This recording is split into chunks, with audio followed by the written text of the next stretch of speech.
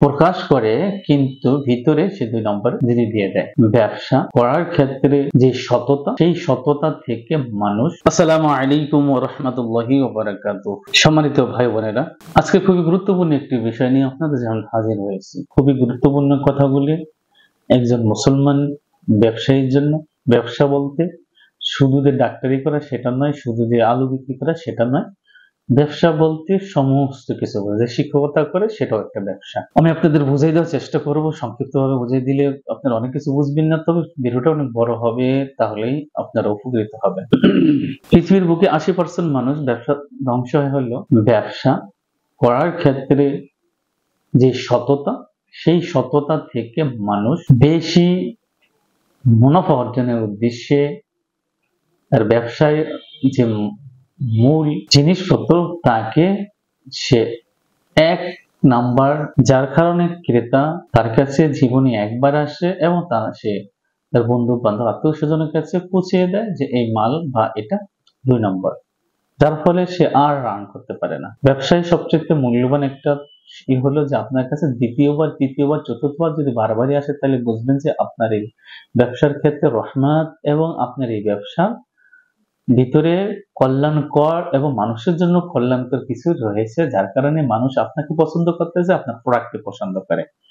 তাহলেই আপনি দেখবেন যে পৃথিবীতে আপনি উন্নয়ন করবেন। যেমন ধরুন, চীনের মাল যদিও আপনার 2 নম্বর, কিন্তু দেখবেন যে তার প্রোডাক্টটা কিন্তু আমাদের বাংলাদেশ বা বাংলাদেশের প্রোডাক্টের চাইতে অনেক উন্নত, অনেক উন্নত। যদিও তাদের এটা সবাই জানে চায়নার মাল 2 নম্বর, কিন্তু এই প্রোডাক্টটাই দেখেন আমেরিকা যদি হয়, এই প্রোডাক্টটাই যদি আমেরিকার হয়, দেখবেন যে সবচেয়ে সুন্দর, এবং যদি ইহুদিদের হয় তাহলে আরো সুন্দর। আমি ইহুদিদের পক্ষে কথা বলছি না, আবার ভুল বুঝবেন না, উল্টাপাল্টা বুঝে আবার উল্টাপাল্টা কমেন্ট শুরু করে দেবেন। তারপরে যদি জাপানের হয়, তাহলে সেকেন্ড পর্যায়ে আছে আমেরিকা এবং জাপানের সমস্ত প্রোডাক্টগুলি একই রকম, তবে আমেরিকার প্রোডাক্ট সবচেয়ে উন্নত মানের। তাহলে আজকে আমেরিকা এই জন্য পৃথিবীর সেরা একজন রাষ্ট্রনায়ক, সেরা একটি রাষ্ট্র। যেই রাষ্ট্রের প্রোডাক্ট যত সুন্দর, সে রাষ্ট্র তত সুন্দর এবং সেই রাষ্ট্রের উন্নয়ন তত সুন্দর, এবং তাদের অগ্রগতিশীল অন্য সব রাষ্ট্রের চাইতে অনেক ভালো। ভারত যেমন তার মালের প্রোডাক্ট পৃথিবীর লোক পৌঁছায়, দেখেন তারা সেভাবেই আছে। বাংলাদেশের অবস্থান কেমন হতে পারে? এবং বাংলাদেশের মতন এত 2 নম্বরই ব্যবসা পৃথিবীর পক্ষে আর কোন রাষ্ট্র করে না। জালেম আলেম সবাই একই রকম। আলহামদুলিল্লাহ, আমাদের অনলাইন ব্যবসায়ের ভিতরে আলহামদুলিল্লাহ অনেকে আছেন খুব সততার সহিত মাল বিক্রি করতেছেন, এবং যা বলেন তা যদি নাও হয়ে থাকে, তারপরও 95 থেকে 98% ভালো আছে আলহামদুলিল্লাহ আমাদের অনলাইনের ক্ষেত্রে। এবং যারা আবার মনে করেন যে প্রোডাক্ট খুব ভালো মানের, কিন্তু দামের ক্ষেত্রে দেখা যায় যে 1000 টাকার জিনিস 32,000 টাকাও বিক্রি করে, এটা আবার একেবারেই জালিয়াতি এবং একেবারেই নিকৃষ্ট কাম। তাহলে আমাদের কি করা প্রয়োজন? আমাদের দরকার হলো সমতল, সমতল, সম পর্যায়ে, মানে আপনি যে মাল বিক্রি করতেছেন, এই মাল যেন এটা তার কেনার যে একটা মানে কিনতে পারে, কেনার যে কর্মক্ষমতা, ক্রয় ক্ষমতা, যে এই ক্রয় ক্ষমতাটা যেন এটা আপনার কাছে ভালো মাল রাখে, তাহলেই দেখবেন যে আপনার ভালো মাল বিক্রি করার যে চাহিদা এটা অনেক গুণ বেড়ে যাবে, তাহলে আপনার বরকত আসতে পারবে। দেখেন আল্লাহ তাআলা বলেন যে লা ইয়াহতাকিরু ইল্লা খাতি, যে ব্যক্তি বর্তমানের তুলনায় ভবিষ্যতের পণ্যের মূল্য বেশি লাভ করার উদ্দেশ্যে যে গুদামজাত করে, এখন এই গুদামজাতটা মনে করেন যে আমাদের ঈদ উপলক্ষে আমরা করতে পারি, করে না? সিন্ডিকেট করে। এবছর এটা ছিল না, যার কারণে সবকিছু এত রাহাজানির পরও, রাষ্ট্রের এত বড় একটা ক্ষতির পরও কিন্তু সবকিছু কিন্তু কম ছিল আগের তুলনায়, কিন্তু বহু গুণ ভালো ছিল, যেটা আর কেউ পারবে না, কথাটা বলে দিচ্ছি। আর কেউ জামাত ইসলাম পারবে না, ডক্টর ইউনূসের মতো, মাননীয় প্রধান উপদেষ্টার মতো পারবে না। সব মাসে গু খায়, ঘাইরা মাসে দোষ করে। সব বাংলাদেশির এমন কোন আলেম জালেম কামেল পীর নাই যে সে সুদের সাথে জড়িত না। সুদ খালি ডাক্তার মোহাম্মদ ইউনূসের বিরুদ্ধে। আমি এটা অনেক আগে থেকেই তার বিষয়গুলি আমি জানতাম। আমার কাছে অনেক রোগী আসে, তাই বলে আমি জানি যে তারা কিভাবে কি করে। যদিও সুদের আওতাভুক্ত একটি ব্যবসা প্রতিষ্ঠান, সুদের আওতা আমি যদি বুঝিয়ে দিই তাহলে বুঝবেন এটা সুদ না, সুদ। কারণ অনেকে বলে যে এভাবে খায় না, এভাবে খায়, এভাবে খায় না, এভাবে খায়। আমি বললাম এটা তো ঠিক কথা। আমরা যদি মনে করেন একটা নারীকে ভালোবেসে যদি সহবাস করি তাহলে জিনা হয়ে গেল, শাস্তি হইল। কিন্তু 3 জন লোককে সাক্ষী রেখে যদি এই কাজটা কি সওয়াব হইল। আল্লাহ তাআলার বিধানকে আপনি মানবেন, আল্লাহ তাআলার বিধানকে আপনি যখন মেনে কাজ করবেন, সেটা ঘুরে ফেরাই হোক আর যেভাবে হোক, এটাই জায়েজ, এটাই আল্লাহ তাআলা চায়। আল্লাহ তাআলা এটাই চায়। আপনি ব্যায়াম না করে, আপনি নামাজ না পড়ে যদি ব্যায়াম করেন একই পদ্ধতিতে, ধরেন যে জিমে যেয়ে আপনি নামাজ যেভাবে পড়ে ঠিক ওইভাবেই মনে করেন যে সেজদায় গিয়ে তিনবার সুবহান রাব্বিল আলা সময় কাটাইলেন এবং আপনি 1 ঘন্টা ধরে জিম করলেন, এভাবে নামাজে যে আছে ঠিক। বলেন তো এটা কোনদিন আপনার নামাজ হবে? নামাজের কোনো সওয়াব হবে? বরঞ্চ যদি আপনার নিয়ত থাকে যে এটা নামাজের সওয়াব, বরঞ্চ আপনি কাফির হয়ে যাওয়ার সম্ভাবনা আছে, কাফির হয়ে যাবেন, আল্লাহর সাথে গাদ্দারি করা হলো। কিন্তু এই জিনিসটাই যদি হাইয়া আলাস সালাহ হাইয়া আলাল ফালাহ বলার পরে যে মসজিদে যে করেন একেবারে একই, যদি 1 ঘন্টা করেন তো আলহামদুলিল্লাহ সওয়াব আর সওয়াব। কারণ আপনার দৃঢ়তা এবং আপনার নামাজের যে খুশিয়াত সেটা ঠিক ছিল। ঠিক তেমনি ভাবেই এই পৃথিবীর বুকে আল্লাহ তাআলার বিধানকে অনুসরণ করা, তার কথা মতন করার নামই হলো ইবাদত। বুঝতে পারছি? মান গাশশা ফালাইসা মিন্নি, আর যারা ধোঁকা দেয় তারা আমার দলভুক্ত নয়। ধোঁকা বলেন তো আমরা কোন দিক থেকে ধোঁকা দিই না? আমি একদিন আমার একজন জামাতের লোক, রোপণ মানুষ, তাকে জিজ্ঞাসা করলাম, আচ্ছা বলুন তো আলিয়া মাদ্রাসায় যারা শিক্ষকতা করে, আমি তামিলুল মিল্লাতের উদ্দেশ্যে বলেছিলাম, এখন তো অনেক, কিন্তু এখানেও তো আমরা যখন পেয়ে গেলাম, মান পেয়ে গেলাম, তারপর থেকে লেখাপড়া তত করায় না আগের মতন। এই টাকা পয়সাকে তাদের জন্য হালাল না হারাম? তিনি বলেন সম্পূর্ণ হারাম। আমি বললাম রাইট কথা, বলো শুধু এখানে না, কওমি মাদ্রাসায় একই অবস্থা। এই বাংলাদেশে যে লেখাপড়ার যে দায়িত্ব নেওয়ার সময় যে আপনার যে টাইম টেবিল যেভাবে নিয়ে নিয়েছে, ঠিক এই সময়ের জন্য যদি আপনি একটু দেরি করেন কোনো কারণবশত নিজের ইচ্ছাকৃত ভাবে, তাহলে আপনার পুরো মাসের টাকাটা আপনার জন্য হারাম হয়ে যাবে। ভাই আমার কথা বুঝতে পারেন? কথা বুঝতে পারতেছেন আপনি আমি কি বলতে চাই, কি বলতে চাচ্ছি বুঝেন? আমার কথা বুঝতে পারেন না? তাহলে আপনি স্কুলের টিচার, আপনি প্রাইভেটের আশায় ক্লাস নিচ্ছেন না, আপনার টাকাটা হালাল?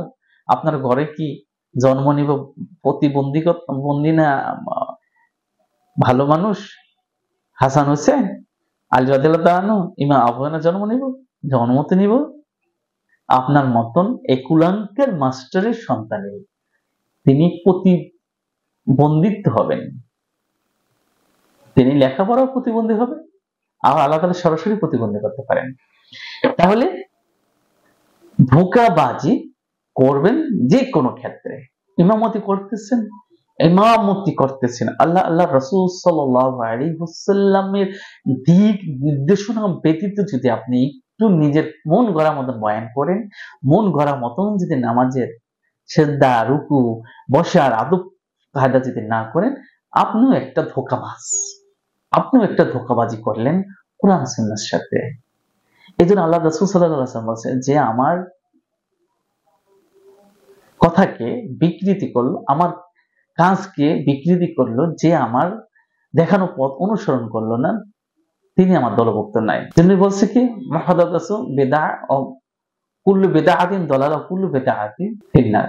তাইলে প্রত্যেকটা বেদাতি হলো গোমরাহি, প্রত্যেকটা বেদাতে গোমরাহি, ধোঁকাবাজি করা। আমার হাদিসটা হয়তো একটু ভুল হতে পারে, কারণ হাদিস নিয়ে চর্চা করি না তো যাই বলতে পারি না। আলেম হইয়াও দেখেন কুল্লু উমরি মুহাদাত।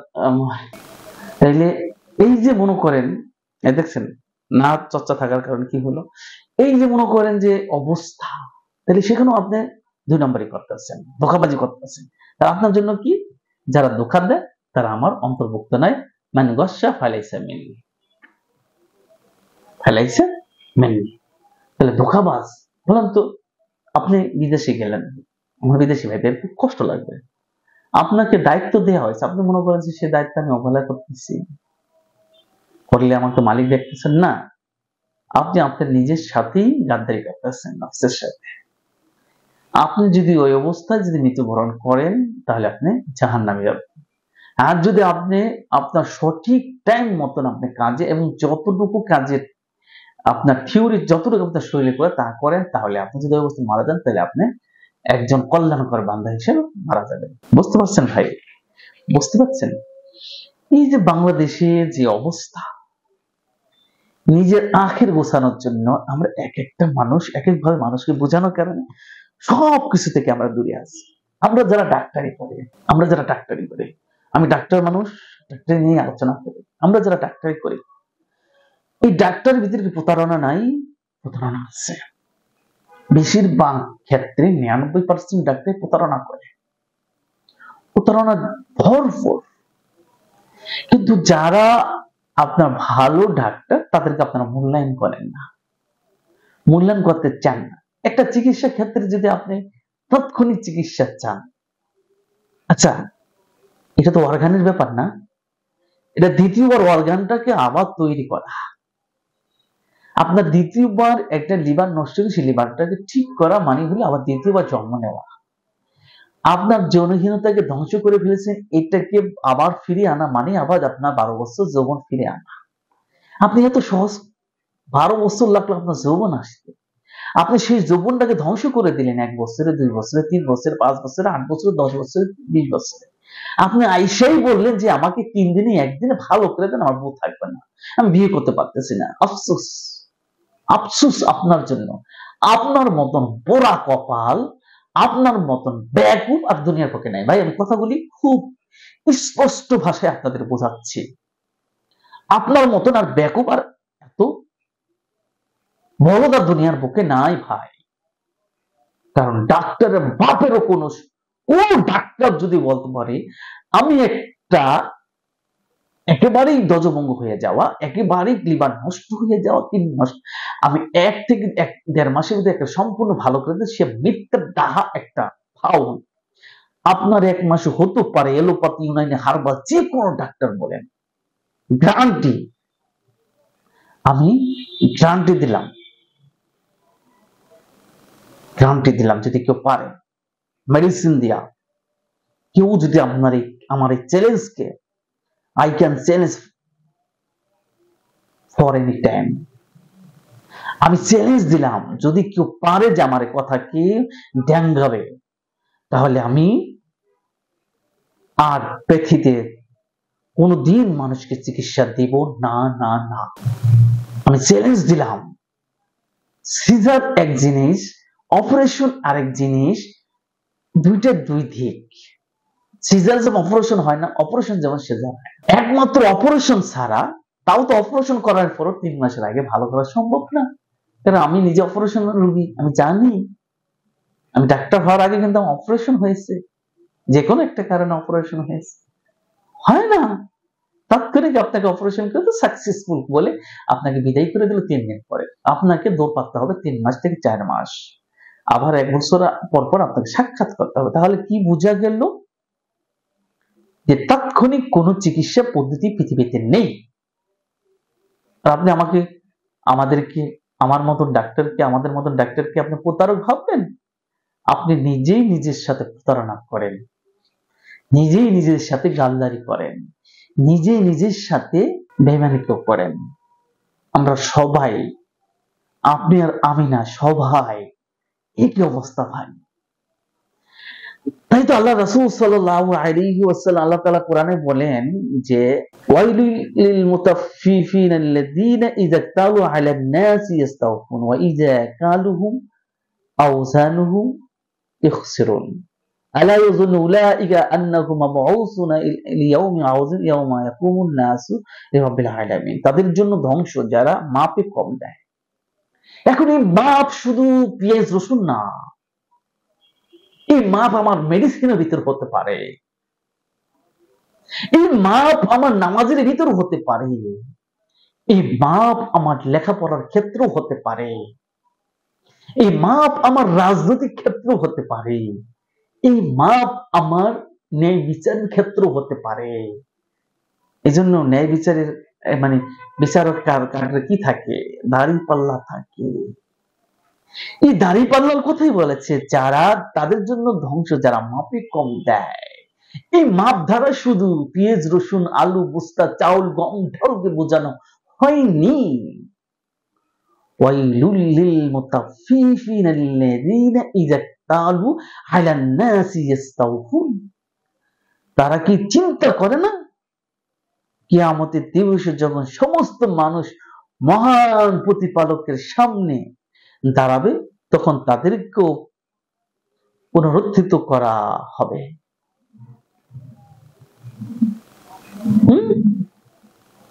তাদেরকেও মানে যারাই মাপে কম দিয়েছে তাদেরকেও পুনরুত্থিত করা হবে। তখন তো বাবা আদম আলাইহিস সালাম থেকে শুরু করে কিয়ামতের আগদিন পর্যন্ত যে লোকটি জন্ম নিয়েছে তিনিও উপস্থিত থাকবেন। আপনার ব্যাপারে সব জানবেন। সমস্ত গুনাহের ব্যাপার জানানো হবে না। ক্ষমা চাইলে ক্ষমা করে দিয়ে হবে, ঋণ পরিশোধ করে দিলে, কারো আঘাত দিলে তাকে যেন মাপ চাইলে ক্ষমা করে দেওয়া হবে, এটা প্রকাশ করবে না, করবে না। এটা আল্লাহ তাআলার বিধান।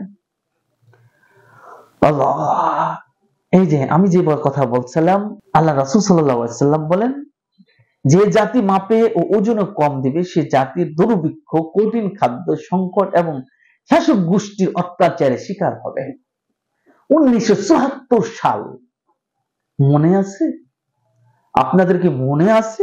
1974 সাল যে জাতির কমে মাপে ওজন কম দেয় সে জাতির ভিতরে দুর্ভিক্ষ এবং কঠিন খাদ্য সংকট এবং শাসক গোষ্ঠী অত্যাচার নিমজ্জিত থাকে। আর আপনি আমি বলি রহমত ছিল ওই জাত। এবং আরেকটাকে আনবেন, সেটা রহমতের পেয়ালা স্বরূপ। তাহলে কি বোঝা যাচ্ছে যে আমরা এই পৃথিবীর বুকে যে রাষ্ট্র দেখছিলাম দুর্ভিক্ষ অত্যাচার অনাচার, সে রাষ্ট্রগুলির ভিতরে এই ওজনের মাপে কম দেওয়া হয়েছে। এই জন্য বলছি শুধু ওজন মাপে কম, শুধু পেঁয়াজ রসুন ডাল চাল খাদ্য এগুলি না, পানি এগুলি না। ওজন হলো আপনার লেখাপড়ার ক্ষেত্র ওজন, স্বামী স্ত্রীর ক্ষেত্র ওজন, স্ত্রী তার স্বামীর হক, স্ত্রী তার স্বামীর হক, স্বামী তার স্ত্রীর হক, মা তার সন্তানের হক, সন্তান তার মায়ের হক ঠিক মতন দিলেন। এটাও একটা ওজন, এটাও ওজন। বিচারক ন্যায় বিচার করলো না, এটাও একটা ওজন। শিক্ষকতা ঠিক মতন করলো না, এটাও একটা ওজন। তাহলে ওজনের মাপটা বড়ই একটা কঠিন কাজ, বড়ই একটা চ্যালেঞ্জিং কাজ। যদি কেউ এই সঠিক মাপকে আপনি প্রয়োগ করতে পারেন সর্বস্তরে, তাহলে ওই জাতির সবচাইতে কল্যাণকামী এবং সবচাইতে আপনার ধার্মিক, সবচাইতে একটি সুশৃঙ্খল শান্তিময় রাষ্ট্র হবে। আপনি মনে করেন ও কম দিতেছে আমার কি না, আপনার এলাকায় গজব আসবে, আপনার এলাকায় কি আসবে? গজব আসবে। আজকে এই বলি শেষ করছি, এই তরি যে মাপে কম দেওয়া যাবে না। তারপরে আলোচনা যদি কখনো করি মিথ্যা শপথ নেওয়া, ভাই আমি সমস্ত কিছু ধরিয়ে দিব, সমস্ত কিছু ধরিয়ে দেওয়ার চেষ্টা করবো ইনশাআল্লাহ। আপনি আমার সাথে থাকুন, আমি আপনাদেরকে গোপন তথ্য প্রকাশ করার চেষ্টা করব। আমি অন্য সব আলেমের মতন আলেম না, অন্য সব ডাক্তারের মতো ডাক্তার, যদি কম জানে নেহায়াত আমার ভিতরে আলেম একেবারে কম। আমি একজন একেবারে নালায়েক মানুষ, পাপের যে কত প্রকার আছে তা জানি না, তবে কারোর সাথে কখনো প্রতারণামূলক কোনো কিছু করি না। আল্লাহ তাআলা আমাকে এতে রক্ষা করেছেন, যার কারণে আমার হৃদয়ের মাঝে সবসময় আনন্দ আর আনন্দ ভরা থাকে, সবসময় আমার মনটা আনন্দে ভরা থাকে, হাসি মুখে থাকে। ব্যথা বেশি দিন টিকে থাকে না, ব্যথা দূরীভূত হয়ে যায়। আল্লাহ তাআলার কাছে লাখ লাখ শুকর, লাখ লাখ শুকর। আমাদের ডক্টর ইউনূস সাহেব একটা কথা বলেছেন, খুব ভালো লেগেছে কথাটা। বলছে আমার যে থিওরি সেটা হলো মানুষের কল্যাণের জন্য ব্যবসা, আর পৃথিবীটা চলে মুনাফের জন্য ব্যবসা, মুনাফার জন্য ব্যবসা, যার কারণে মানুষের অভাব শেষ হয় না, আর মানুষ মানুষের সাথে মিশতে পারে না। কথাটা কত গুরুত্বপূর্ণ। পৃথিবীর বুকে ব্যবসা হবে মানুষ মানুষের কল্যাণের জন্য। আমার কাছে এটা নেই, আপনার কাছে ওটা আছে, এই আদান প্রদান হবে। তাহলে দেখবেন আমাদের ভিতরে ভালোবাসা ভরপুর হয়ে গেছে, একে অপরের সাথে মোলায়াতটা খুব সুন্দর হবে, দেখা সাক্ষাৎটা হাসি মুখী হবে। আর যদি মুনাফা হয়, যদি সেটা সিন্ডিকেট মুনাফা হয়, তাহলে তো আপনি আর আমি তার মাঝে হবে আকাশ পাতাল ডিফারেন্স। আল্লাহ তাআলা আমাদেরকে একজন ভালো মানুষ আমরা রাষ্ট্রনায়ক হিসেবে পেয়েছি, তবে তার ভিতরে যে ত্রুটিগুলি আছে তা আল্লাহ তাআলার কাছে দোয়া করে আল্লাহ তাআলা তাকে ক্ষমা করে দেয়, তাকে হেদায়েত দান করে, এবং তার যে জ্ঞান বুদ্ধি করে আছে তা প্রয়োগ করার যতদিন বেঁচে আছেন বয়স শেষের দিকে আল্লাহ তাআলা যেন তাকে হায়াতে তৈবা দান করেন। এবং তিনি যে মানুষকে ভালোবাসেন তার জন্য আমি দোয়া করি। তার মতন যদি রাষ্ট্রনায়ক বাংলাদেশে আর না আসে, তাহলে তিনি যতদিন আছে তারপরে তার মতন একটা রাষ্ট্রনায়ক আল্লাহ তাআলা আমাদের দান করুন। এটা যে দলের হোক, যে পথের হোক, যে মতের হোক, একজন কল্যাণকামী রাষ্ট্রনায়ক একটা রাষ্ট্রের জন্য, একটা ফ্যামিলির মানুষ, একটা ফ্যামিলির বাবা মা যদি ভালো হয়, ওই ফ্যামিলির ছেলে সন্তান ভালো হয়, আশেপাশে মানুষগুলিও ভালো চোখে দেখে ভালোবাসতে শুরু করে, ভালো একটা আদব কায়দা শিক্ষা গ্রহণ করতে পারে। আর রাষ্ট্রের নায়কগুলি যদি হয় বেয়াদব, যদি হয় চকুলখোর, হিংসাখোর এবং স্বৈরা শাসকের ন্যায় ফ্যাসিবাদ, তাহলে এই জনগণগুলো সেই ফ্যাসিবাদ আপনার সমস্ত আখলাকুলি শিক্ষা করা, রপ্ত করার অভ্যাস গড়ে তোলে। আল্লাহ তাআলা আমাদের ক্ষমা করুন। আমিন আমিন সুম্মা আমিন। আসসালামু আলাইকুম ওয়া রাহমাতুল্লাহি ওয়া বারাকাতুহু।